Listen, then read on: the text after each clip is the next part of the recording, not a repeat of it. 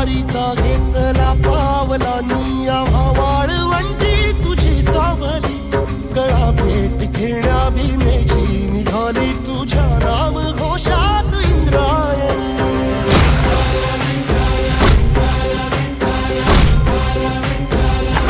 भिडे आसमंती ध्वजा वैष्णवांची उभी पंढरी आज नादावली तुझे नाव ओठी तुझे रूप ध्यानी जीवाला तुझी आस गा लागली